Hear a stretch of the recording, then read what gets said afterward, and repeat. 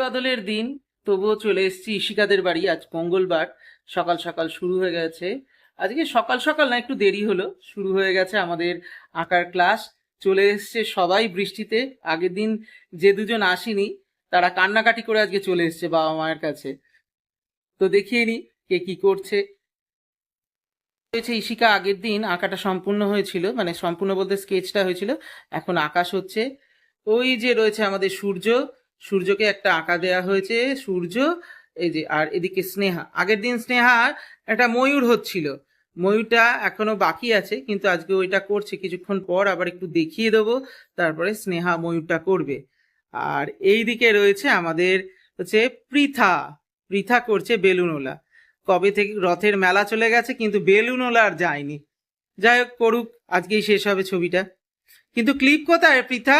ক্লিপটা না দিলে তো উড়বে, এগুলো ভুলে গেলে হবে?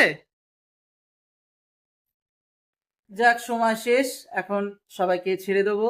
আমিও যাবো আর একটা অন্য ক্লাসে।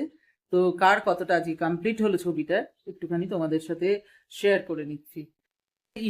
ইশিকার প্রায় অর্ধেক অংশ ছবিতে কালার হয়ে গেছে। ইশিকা একটুখানি দেখা। বাহ, খুব সুন্দর লাগছে বৃক্ষরোপণ। আচ্ছা, তারপরে রয়েছে আমাদের সূর্য। সূর্য দেখি, সূর্য ছবিটা দেখি।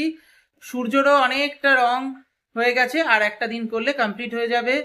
তারপরে রয়েছে এটাকে স্নেহা। স্নেহা দেখি, ময়ূরের বেশ অনেকটা কমপ্লিট হয়ে গেছে, আর একটা দিন সময় লাগবে কমপ্লিট হতে। আর এটা হচ্ছে পৃথা। পৃথা, একটুখানি ছবিটা দেখা। পৃথার ছবিটা মোটামুটি আজকেই শেষ হয়ে যাবে মনে হচ্ছে।